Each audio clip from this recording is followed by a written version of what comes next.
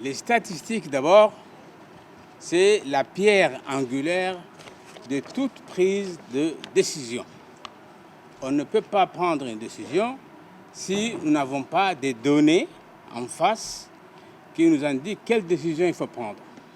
En cette occasion donc, de célébration, en 3e journée africaine de la statistique, sous le thème « Moderniser les écosystèmes donnés pour accélérer la mise en œuvre de la zone de libre-échange africaine », je suis particulièrement honoré d'être aujourd'hui parmi vous.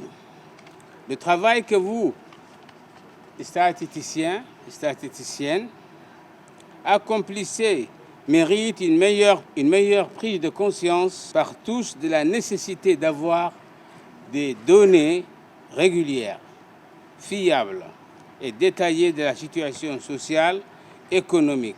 Le rôle de la statistique officielle et des mégadonnées sont incontournables dans la transformation économique et le développement durable de l'Afrique.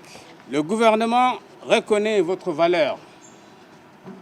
À cette occasion, se félicite de l'arrivée d'une vingtaine de nouveaux spécialistes formés à l'INSAE de Dakar.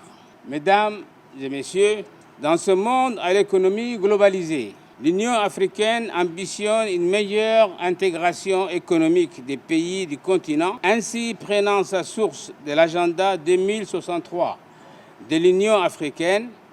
L'objectif général de la zone de libre-échange continentale africaine consiste à créer un marché commun pour les biens et les services, les investissements et la mobilité de la main-d'œuvre. Cela suppose un marché unique libéralisé pour les marchandises et les services, la libre circulation des personnes et des capitaux, ainsi qu'une union douanière continentale pour atteindre une compétitivité et un développement industriel accru. Pour poursuivre les objectifs de la zone de libre-échange continentale africaine, nos pays doivent, au-delà des exportations des matières premières, tourner vers une industrie de transformation mettant en valeur sur notre continent nos ressources naturelles.